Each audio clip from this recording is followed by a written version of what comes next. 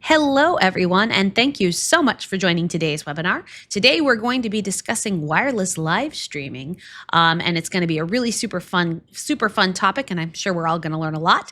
But first, we'd like to kick this off with a little bit of a poll while I do our housekeeping. So let me just pop this up here. Before we get started, we want to know a little bit about where you are in your live streaming journey. We want to know what your experience level is. Are you just starting out? Do you have a basic understanding of live streaming strategies? Do you have some experience, but you need some more advanced tips? Are you comfortable, but you're open to new ideas? Or are you an expert on live streaming? And it looks like that fourth option actually got cut off. It should say new insights. Sorry about that. So everybody put in your answers to this so we can get a good idea of who you are. And while you're doing that, I'm going to give you the housekeeping. So first of all, this webinar is being recorded, as they always are. It'll take us about a week or so to get it edited, but once we do, it will be available for on-demand viewing at shure.com/webinars. Once again, that website is shure.com/webinars. You can go there to see a lot of our past archived webinars, which we have across all sorts of amazing audio topics. You can also see all of our upcoming webinars there. So shure.com/webinars. An additional note on the recording, we will also send an email to all the registrants with that direct link video in the email. So you can be patient. We'll send the email and let you know when it's available. Second of all, as we go through the session today, if you have any questions, please feel free to type those in the Q&A section. Type in as many questions you have, but be patient. We will be answering those at the end of the session. All right, so let's see. How are we doing on this poll? We're at almost 80%, so I think that's good enough. I'm going to give it a close, and let's take a look at these results here. So it looks like we've got a pretty good mix here. It looks like the bulk of you do have some experience, but you're looking for some advanced tips. And then coming in second are kind of people with basic understandings, and then people that are more comfortable. So an interesting split here. I think everybody is going to get some insight from this session. So speaking of this session, let's dive right in to the presentation here. So first of all, we have two fantastic presenters here from our sales market development team. We've got Laura Clapp-Davidson and Mario Ponce, and they are super knowledgeable. They also host our How Do You Do it series on YouTube. So they know all the tips and tricks. And this is what they're going to be taking us through today. We're going to start with a basic setup and a list of must-have gear. We'll talk about why you might want to use wireless. We'll talk about the Shure wireless solutions we have if you decide you do want to do wireless. We'll talk through some best practices, and then as I mentioned, we will dive into the Q&A. So without further ado, take it away, Laura and Mario. Thank you, Cheryl. All right, so you're stuck with me for a minute, and then we're going to kick it over to Mario. Just some more background on what we do. Mario and I do a lot of live streaming and content creation for Shure on the market development teams. So Cheryl mentioned the How Do You Do That content series. We film those regularly as a way to bring how-to and FAQs to life in video form.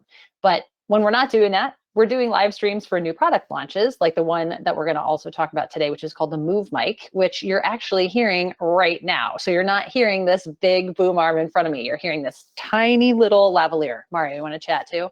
Yeah, so we're both using Move Mic, and we'll talk about how that's going to benefit you and your live streams and enhance them and whatnot. Exactly. But let's go through the basics first. So we thought we'd start off there and give you kind of a ground up approach. And it looks like some of you have some experience. So we'll get into some more options and some Shure focused products, but we always lead with how to solve your issues and your challenges. So if you have specific solutions and questions, throw those in the chat and in the question and answer for us. All right. So first thing, we got a nice picture of a live stream setup here.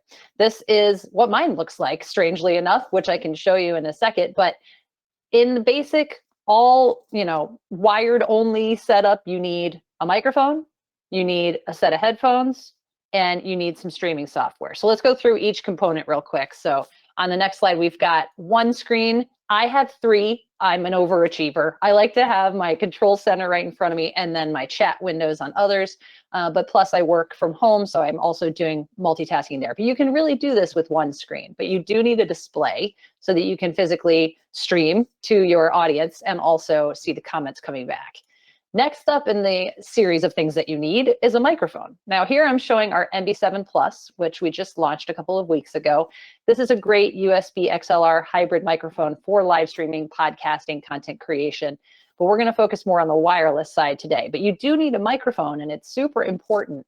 A lot of times when we're streaming, we kind of think audio is a second thought, but it should be your first thought when you're doing this, because if people tune in and your stream is a little bit glitchy, they might hang with you. But if your audio is subpar, they're going to bounce.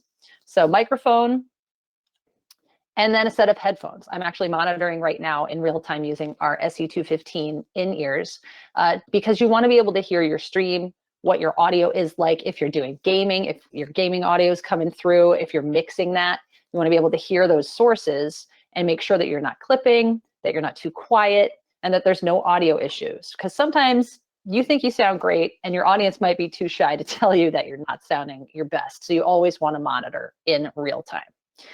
So in addition to those three pieces of gear, you also want to be very mindful of what you're going to be doing while you're streaming. And if you've been doing this for a while, you probably already know this, but just hang with us for a minute.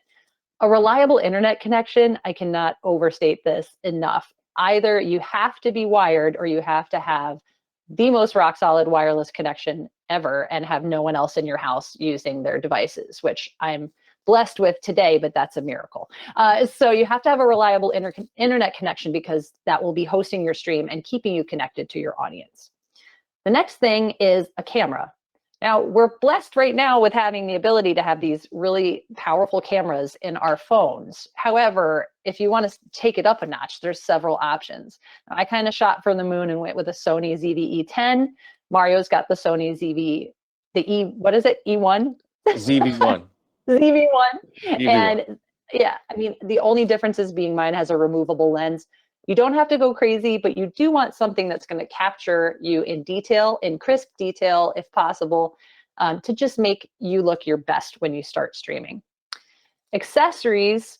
Now, I'm going to switch over to mine so you can see what my platform looks like here. Forgive the roller coaster ride we're going to go on, but this is what I have right now. So I have my Sony ZV-E10 that we talked about. I have a gigantic light. This is overkill, people, but this is what I bought when I first started out. But you do need a light, and you need, these are my three monitors that I was telling you about. You do need a good light so that you're shown in your best light.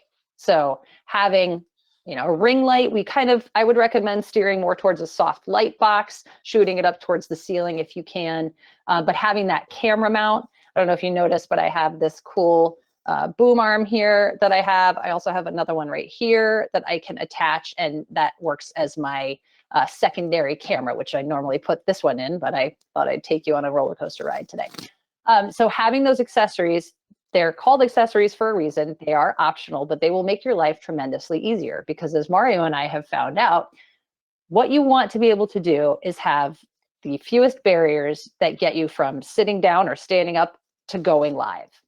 And that leads to the next one, which is streaming platform. So on streaming platform, there are many to choose from. My personal choice is Ecamm Live. Mario, you've switched over to Ecamm Live, right? I have. It's an amazing piece go of ahead. software. No, it's just an amazing piece of software. I love it. We love them. We love the Ecamm fam. Shout out if anyone's here from there. But we also have used OBS, which is a fantastic open source free software option. Ecamm is Mac specific, but what that streaming platform allows you to do is take all of your cameras, your scenes, your videos that you want to fly into your stream, your different audio sources, your guests, put them all into a stream platform, and then send that single stream out to the various platforms. So tons of options out there, but you do want to research that. You can go directly from your phone. In fact, we just launched with MoveMic the ability to go live from within our app to Facebook Live or YouTube Live directly from within our app. So that's a cool feature, but I would definitely recommend getting into a streaming platform and doing your research and figuring out what your favorite streamers are using if you're not comfortable with one. But can't say enough good things about Ecamm. They are a fantastic group of people.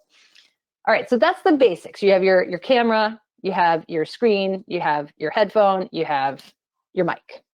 And that's all wired, what we were showing you. But you can have additional wireless flexibility and freedom. So we're going to throw another poll into the mix to make sure you're still with us, and just ask you a question about how you're feeling about going from wired to wireless and what experience you have. So Cheryl, if you can pop that beautiful bad boy up, let's do some polling. All right, give me just a second here and we will launch this second poll. So here we go. Have you ever considered switching from wired to wireless equipment for live streaming? Let us know what you're thinking. Are you planning on making the switch? Have you already made the switch? Do you prefer using wired, or have you just never thought about it before? Everybody take your time and place your votes, and let's see where we're coming from here. Yeah, because there's so many different variables when it comes to wireless. And our goal today is to show you how we can make it super, super simple for you. So hopefully you're here because you already know that you want to go wireless, or you already have, and we can make your life easier, even easier. Okay, so votes are coming in. We're a little bit over 60%. I'll give it just a few more moments here. Pardon me. And I think once we get to 70, and we are at 70, we'll get to 75. All right, sounds good. We're over 75% voted, so I'm going to close the poll and share the results. And again, it looks like we've got a pretty even split today. So lots of different layers going on here. This is amazing. This is what I want to see, because Mario, I mean, this is okay. You haven't thought about it before. 29% of you, yes, you're planning to switch. You've already made this. Okay. All right. So let's talk about why you would want to go wireless, Mario. Yeah, so there are a lot of different reasons why. We've kind of listed them out here, and there's some pretty valid reasons. Now, I get that you would want to stay wired because of connection issues. You feel a little bit more comfortable with the fact that your stream will go out into the world if you're wired, but there are some options out there for wireless, and these are some of the top reasons that we've decided that we came up with on why being wireless will enhance your stream. So number one, you could be mobile, enhance mobility. So right now I don't have a microphone in front of me, so I could move around my room whenever I want. I can get up, I can walk around because I have this wireless mic connected to me. The setup might be a little bit easier for you, less cables, less wires. Again, along with that mobility, you have that increased freedom. So you're not tethered to a room. You're not tethered to this area here. There are options where you can go out into the world, out into the field, and be wireless and have that stream and enhance your live stream show, if you will, by being in different areas other than your bedroom or a studio. A lot of times with portability, when you go wireless, sometimes that streaming catalyst is being used through like a cell phone. So that will allow you to be more portable and give you, again, that increased freedom and that enhanced mobility. Aesthetics is a big one too, because again, you're not just going to be confined to the space that you normally do your streams. You can go out into the world, you can go outside, you can go, maybe you're at a trade show, maybe you're at a concert. There are a lot of different avenues to enhance that aesthetic of you being out in the world for your live stream. And then we'll have a demonstration here, or we'll show you an example here of the fact that you can have multiple speakers not tied to one microphone, or a microphone like in front of them for any type of presentations or live stream activities. So these are some great examples that we kind of came up with on when we were brainstorming on, some reasons why you would want to go wireless with your live stream. And then on the next slide here, we're going to talk about some Shure wireless solutions that we have, and some of which we are using now. And these are going to make your life much, much easier. So we are wearing Move mics. Now, Move mic is a product that we just launched like a month ago. And what you're seeing here on the screen is the Move mic 2 version. There's 3 different versions. So Move mic 2 is allowing you to have 2 channels direct to your phone without the need for a receiver or any type of third-party dongle. And that's really cool for you to be out in the world and use your cell phone with the 2 microphones, you and a guest, to actually have a live stream out in the world.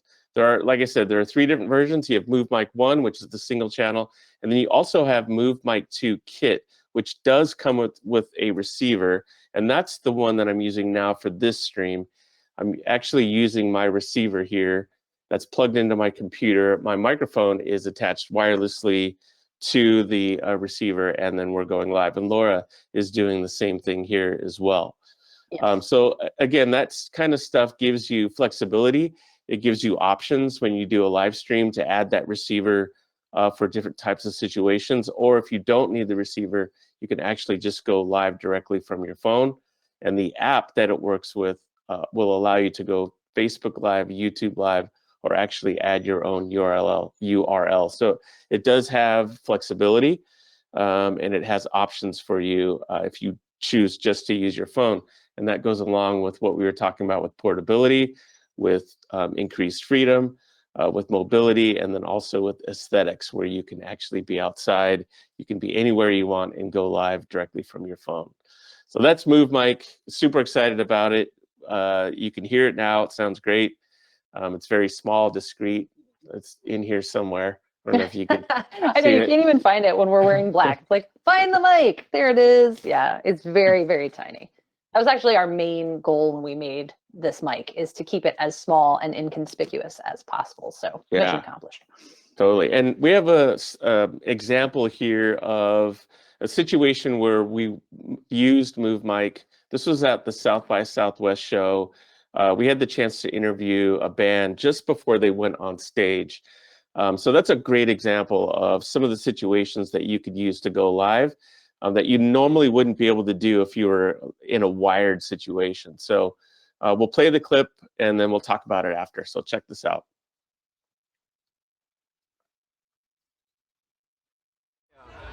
Hi everybody, I'm Maj from Shure. How's it going, guys? Pleasure to meet you guys, yes. Pleasure. I'm also from the Midwest, so what's up, what's up? We're very excited for you guys to play the showcase. Thank you so much for being here. We have a gift for whoever wants to open it that we custom made for you. No way, man. Thank you so much. Yeah, it's a random 50. Classic. If you look, we actually engraved it, customized with the logo. Nice. That's awesome. Yeah. I love that. That's awesome. Thank you. Of course. If you guys ever need anything from Shure, if my car's in there, please let me know. And then for our TikTok, do you guys have a favorite song that you're excited to play tonight for Austin? Let's see. We got a new one called The Red. It'll be out soon. We're gonna play it tonight, so whoever's here is lucky enough to hear it. So All right. Looking forward to it. Yeah. All right. Well, pleasure to meet all of you. Thank you so much. Thank you, guys. Thank you. Yeah. Break a leg. Not really, but awesome, guys. Thanks. That show. We had so much fun.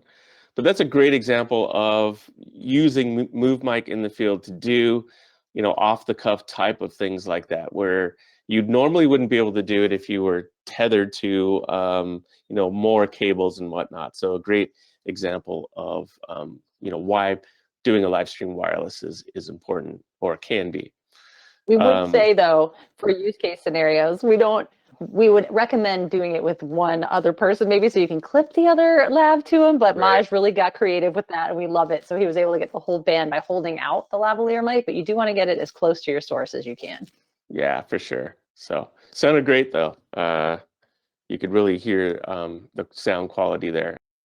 There's another example here we'll talk about, and that's GLXT plus dual band. If you're not familiar, GLXT plus dual band is one of our newest additions to our wireless family. It is a dual band system, which means it exists in a 2.4 or 5.8 frequency spectrum. And that means that it exists, you can use it all over the world. It's a license-free spectrum, and it's great for musicians, especially now that we have that guitar pedal there. You can incorporate that pedal into your existing pedal board, and you can go wireless, and it's also a tuner or whatnot. But the GLXT plus dual band is great because it's a simple plug-and-play solution that allows you to be wireless pretty much anywhere in the world because of that license-free spectrum. If you want to go to the next slide, I think we have an example of how we would set it up. So it does take a little bit of audio configuration because of the fact it is an XLR output. So you would need a interface, whether you're using ours, an MBX2U, we could talk about that here in just a sec, or any type of other interface going directly into your source, whether it's a laptop or whatnot. So this is kind of the basic setup, your body pack or microphone, wirelessly to the receiver, and then out into your interface, and that interface is going to convert audio, analog into digital into your computer, and then you're ready to go. Now, the great thing about the MBX2U, which is this guy right here, like I said, it turns analog into digital. It also has phantom power. It works with the proprietary app to configure audio, so it's very, very easy to use. Now, we actually used this configuration at NAMM a few years back, where we did a live stream, and I think on the next slide we have a picture of what we us did. being super goofy at NAMM. Yes. So there we are. There's our colleague Yuri is there too, and we were using it was actually the launch of the GLXD Plus dual band. We were using that same exact setup that you saw. So we were able to roam around in the space, use that single microphone with each other, and we weren't tethered to anything. And I think it's a great example of, not having to worry about exterior types of components in order for you to be wireless in a live stream setting. So this is a great example. Exactly. Laura, I'll throw it over to you with SLXD portables. Yeah, so this is kind of the next step up for those who are out in the field doing live streams. The SLXD line of wireless systems is a more robust option. What we've talked about so far is MoveMic, which uses a proprietary Bluetooth technology to do the direct to phone. And again, that's 2 channels direct to your phone with no need for a receiver. When you are using the receiver protocol, it's 2.4. So like the GLXD Plus, which is 2.4 and 5.8, that's what those are transmitting on. So we had a question come in about that. SLXD Portables is in the UHF band, and it gives you many more options for frequency channels and available frequencies in your area. So if you're touring around more, or if you have the need to have additional channels come in and additional mics, this is a professional option for you. And you can go all the way up to our Axient Digital line if you're feeling super fancy, but there's an on-camera receiver that you're seeing there. That's that SLXD5. There's also a plug-on transmitter called the SLXD3, which allows you to take any wired microphone and make it wireless, and then get into our SLXD system of receivers. So it's really how you're going to be using it. If you're in a closed environment and staying in one spot, then using something that is Bluetooth or 2.4 gigahertz is probably a great way for you to go, because you don't have a ton of range that you're working, like physical distance from your transmitter to your receiver. This is my transmitter, that's my receiver. But if you are out in the field and doing something where you want more options, more flexibility, more ability to coordinate your channels, if you're a little bit more of an advanced wireless user, you could go into that UHF range. So we have something for everyone to go wireless. We are known for our wireless. Axient Digital powers the Super Bowl every year. So this is something that, if you want to step up, you can. I think I saw somebody said, why not just go with QLXD? Well, that's awesome. If you can go for QLXD, go for it. That's another one of our lines of wireless systems. So using this system, SLXD gives you a lot more freedom to get out there. But best practices, if we're talking about, in addition to getting your wireless systems, and we'll go more into what those wireless systems can do for you, incorporating it into your lighting, into your setup. Best practices are pretty much these 3 things. Get your audio solid, get your video solid, and get your lighting solid. Those 3 things are the ones that you want to make sense and make sure that are locked in before you start streaming. So do I sound good? Is my video solid? And am I lit and people can see me? Those are the 3 things. So after you've gotten those considerations nailed, it's really kind of determining what is going to work best for you in terms of your workflow. So I'm wireless right now, which I love because I can just pick up a guitar over here and start playing. I'm a musician, I'm a singer-songwriter. So when I do my streams, I love having that flexibility, because before I was tied to having a mic in my face that I had to be beholden to. Although I do love the MV7 Plus. I'm not disparaging it. It's great. But now I can go from keyboard to guitar to going outside, to filming whatever I need. And it's almost so new to me that I forget it's an option. So once you have that wireless option, especially with Move Mic, it's so simple to get it directly into your phone. So if you're live streaming, that's the one that I would recommend if you're out in the field and you have something that you want to use that's super quick to set up. You just pop it out of the case, turn it on, pair it up. Once you've paired it the first time, it remembers, and then you can have 2 channels direct to your phone. But those 3 things, those audio, video, and lighting, you want to make sure those are locked in. Even if you are in the middle of a field, you still want to make sure that you're sounding good, right? Yeah.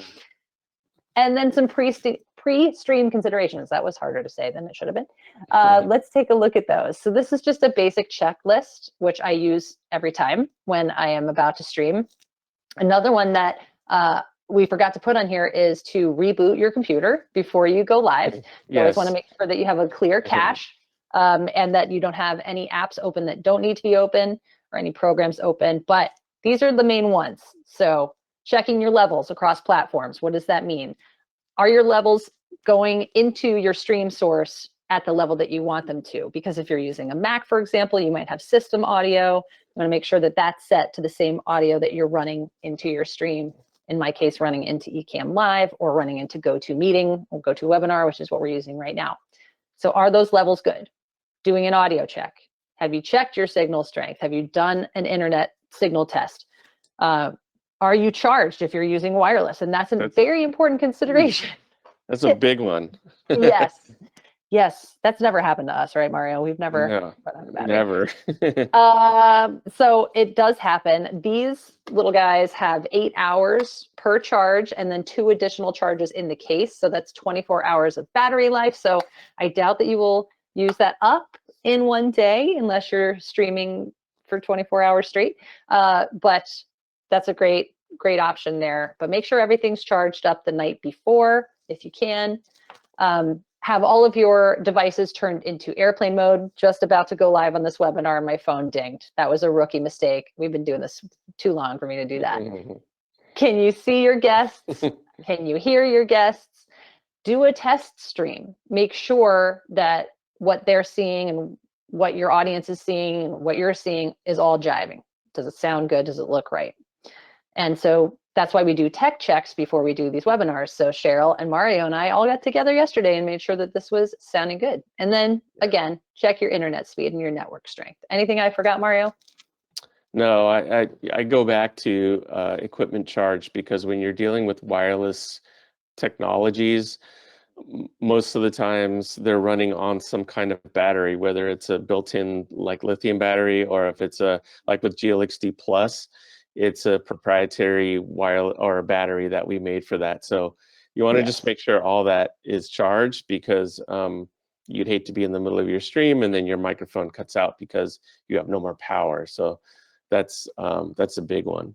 And we did have a question come in about using a Bluetooth headset or earphones as opposed instead of a separate microphone. And you can. The thing though that I've come across with monitoring with just a simple like Bluetooth headset is there's a lot of latency. So what's happening live isn't matching up with what I'm hearing, and sometimes that can throw your stream off a little bit. And with Move Mic, we're using a proprietary protocol that we created specifically for the phone. It's not necessarily Bluetooth. It does use Bluetooth to actually sort of pair to the phone, but it's a different wireless protocol that we created specifically for that reason. So you won't have that latency, and you won't run into those issues. But great question, and yes, it may seem simple that I could just use a pair of Bluetooth headphones and monitor that way, but you will experience latency in some way. So something to be wary of. Yes, definitely. Great. Okay, so we have some additional resources before we dive into our Q&A section here. So specifically, we mentioned a couple times, but the How Do You Do That series is something that Mario and my team and I produce, and we answer your questions in video form. We're always looking for new content there. So if you have any ideas for a video, we'd love to hear them. But you can go to youtube.com and find us at Shure Creators for all of those content pieces that are in there, and we're always updating it. So if you've been asking yourself a question about Shure, you can either go there or to find an answer on our Shure.com website. We have tons of robust articles there. And we also have something called the Louder Magazine, which is a fantastic resource if you want to learn about our live streaming guides. We have how to choose a microphone guide. We're always doing podcasts on there, and our Signal Path podcast, and you can read all about in-depth articles on how to get more into the tech. We've kept it pretty top level for this, so I would love to know in your questions if there's something that we can answer for you specifically, if there's struggles that you're facing right now, because I'm seeing some questions come in. But let's switch over to Q&A. Cheryl, what do we got? Okay, let me just get my camera and video going back here, and let's dive into these Q&As. I'm gonna stop showing my screen so you can see our faces a little bit larger than life. And you guys pretty much handled most of the questions that came in because you're just pros like that. But let's see which ones we have left. So question one, speaking about Move Mic, can you talk about how the Move Mic might handle monitor bounce back issues? Yeah, absolutely. So it is an omni mic. So if you're using an omnidirectional mic, it will be a little bit more prone to picking all sources up. But if you make sure that you have your signal to noise leveled off and that your gain before feedback is in control, you should not have as many issues with that, depending on what your monitoring situation is. Because if you're doing it with floor wedges, you could experience some, but getting Move Mic into a PA system is not its natural habitat, so you'd have to do some different rigging to get it in there anyway. So is it prone to feedback just as much as any other omnidirectional lavalier would be, but no more so. Okay. I know you touched on this, but I think it's an important thing to highlight, or an important feature to highlight. How many hours of charge does the Move Mic typically get? So it's a great question. It's got 8 hours in the lavalier mics. 8 hours for each one, and then 2 additional charges in the case, so 24 hours of total charge time. And then the receiver, I am blanking on the receiver battery life. It is 11 hours. 11 hours. Thanks, Mario. You're welcome. Even better. I think this next question is maybe confusing a couple of products here. The question is, in a stereo pair of Omni mics, do you have a wireless transmitter with phantom power for condenser mic? So maybe, like, I think that might be the SLXD plug-on transmitter, I think maybe might be what we're asking about here. Yes. So the SLXD does have phantom power, the SLXD3. So you could definitely do that. It is a single channel, one-to-one. So each mic would need its own channel of wireless, its own transmitter and its own receiver. So in a stereo pair of Omni mics, wireless transmitter with phantom power for condenser mic, yes, you could get a two-channel system and do it that way. All of our wireless systems provide phantom power. Right. Great. Next question. Seeing as there are so many cables, even from the receiver of a wireless setup, how do you avoid signal interference that can apply to either the actual wireless signal or cable interference itself? Oh, okay. That's a good question. We do have shielding on our products so that they won't be prone to interference. In terms of interference right now, my only cabling that I have, and we can switch back over to this if I can find myself. Okay, there we go. So I have this cable right here that's running down into my laptop. And then the other white cable is running to my phone right now. And I have this powering my camera into my computer. And that's it. So, there's not a ton of wires. I am running wired earphones right now just for the sake of this, but when I'm doing my live streaming for music, I will run a set of in-ears. Or I can use this. I have a ridiculously long headphone extender cable, which it's like 20 feet long. So I'll do that. And that's running directly into my MacBook. So that's my only cable. And I have a few extraneous ones in there that I don't even need. So to answer, I hope that answers your question. I'm not getting any interference. I'm not having any shielding issues. I don't know if you're experiencing that on your end, the person who's asking this, but And then signal interference, because I'm using one wireless system, I don't have any chance of interference because I'm not running any other wireless. The only thing it could interfere with would be my cell phone, but it is able to kind of bounce those signals around and find an open channel. That's how the receiver is working in the 2.4 setup. Yeah. Okay. Yeah, same here. I'm using one cable into the receiver, and that's going into my laptop, and then I'm wireless from there to there. I have my monitors in wired to my laptop, and that's the only wires I'm using for this stream. I'm not getting any type of interference. And like Laura said, it's a 2.4 spectrum, so I'm not getting any interference because I'm in an area that's not too congested with cell data or Wi-Fi, except for the Wi-Fi that I'm using. So Great. Okay, next question. How can we add 3 or 4 mics to a Move mic setup? That's a great question. yeah. You want to answer it with Motive Mix, Mario? Yeah, so we do have this software called Motive Mix that allows you to populate any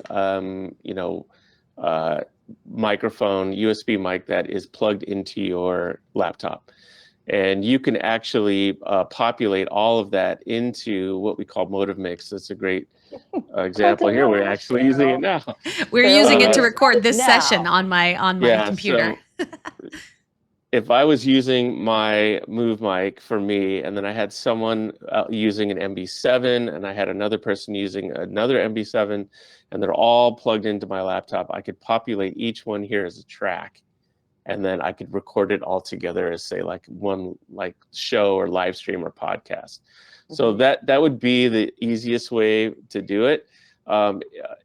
Because you cannot add more microphones to like the receiver of Move mic. It's a 2-channel system. So that's where it kind of stops, either to your phone or to your receiver. So Motive Mix would be the best way to do that. And that's a free software as well too. So but I will say, even without Motive Mix, you can, if you plug in your Motive or your Move mic receiver, to your computer and set it to be left and right as opposed to a mixed output, it will recognize both channels of your Move mic receiver in your DAW. So hopefully that's helpful. Yeah. Because then you could add just another receiver and have those 2 channels. Right. We got a clarifying question regarding the question about monitor bounce back on the Move mic. They're speaking more about screen bounce back. So maybe that has to do more with latency. I don't know what that means. Screen bounce back. Monitor bounce back was about screen bounce back with the Move mic. Richard, could you maybe give us monitoring with your laptop speakers? Is that what we're asking? Maybe. Yeah. Maybe Richard could. Richard, if you could give us maybe a little bit more clarification, we'd be more than happy to answer your question. We're just not quite sure how to right now, but please give us some more information. Next question, kind of regarding a 2.4 gigahertz band. Isn't that quite full? How are we dealing with that? How are we navigating that? That's a great question. With the GLX Plus dual band, specifically, dual band means that it exists in 2.4 and 5.8. And the system is designed to bounce back and forth depending on your environment. So let's say that you are a guitar player and you are doing sound check, and you're on 2.4. The system will default to 2.4, and then folks start showing up and the venue gets full and it gets full of cell phones and whatnot. Then the system will automatically bounce over to 5.8, which is a much more or less congested area. And it'll continue to do that during your performance, bouncing back and forth between 2.4 and 5.8, and it'll do it automatically and seamlessly, and it won't interrupt your performance. 2.4 is generally crowded when it comes to Move mic. We're using, if you're going direct to phone, we're using a proprietary wireless protocol that doesn't use 2.4. So that's, you don't have to worry about that. But if you're using the receiver, then yes, you would definitely want to make sure that there's a high power solution to that, where you could put it in high power mode, and that'll boost the signal a little bit more. And so it does have some options in terms of helping with the fact that you're right, 2.4 can get very, very congested. Okay. Next question about MoveMic. Is there a limit to the number of MoveMic 2 systems used in a generally closed space? How does the system choose their frequencies? And then there was a follow-up, such as using multiple receivers with MoveMic units. Right. So because it is a congested space, we would probably recommend keeping it to 2 to 4 channels, just because, if you're in a closed space, especially, they're going to be fighting for those frequencies. And it is selecting internally through the MoveMic receiver, so you can't actually dial in the frequency that you want. So it does automatically select those. So I would say, and I'd have to get back to you with a technical answer from our applications team, but I'd recommend 4 max. Okay. What would be the benefits of switching from a BLX system to MoveMic? I do like losing the cord going to the body pack.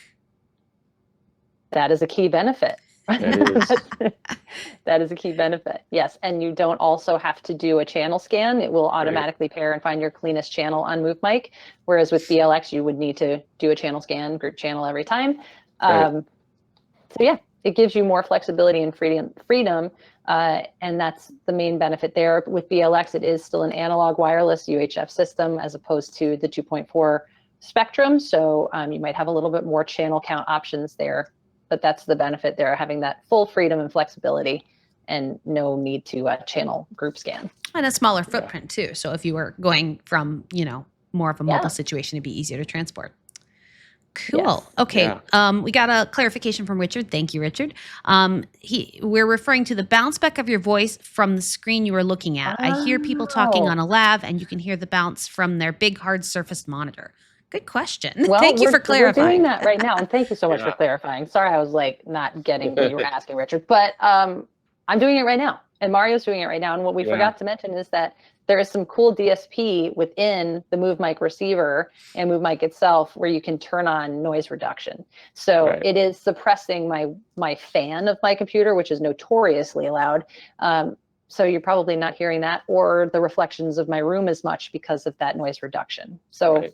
Mine's on too, and I always have it on with MoveMic for that specific reason, especially with laptop noise. Like I have my receiver like literally sitting on my laptop, and I'm super close to it, and that noise reduction is really helping out with all that stuff. Okay. So again, on MoveMic, is that an A and a B channel for wireless antenna? Does that not question make sense? necessarily. Okay. No, it's not assigning it that way. It has the 2 channels built into the receiver. So it's not assigned to the A and B channel necessarily. It's just, or the antenna itself. It has an internal antenna, if that answers that. Okay. Yeah. MoveMic is an analog signal, not digital or UHF. I believe it's digital though, right? Right. Yes. Yeah. Yeah, it is. It is 2.4 digital. gigahertz digital, as well as the Bluetooth proprietary tech. Right. Fantastic. Well, I think that pretty much gets us through the questions. If there's a question that somehow we missed or that pops into your head or across any other audio topic, you can always go to shure.com/contact to open up a ticket with our support team. We have a great team of folks that can answer questions across all sorts of audio topics across the wide span of products and applications that we at Shure serve. That is shure.com/contact. Second of all, as I mentioned, we will be sending an email with the recording once it's available. It should take us about a week. And you can also find it in about a week at shure.com/webinars. Thank you so much to Laura and Mario for all of their expert information and advice. And thanks to all of you for joining us. We hope to see you on our next webinar, and have a great day, everybody. Thanks, everyone. Thank you.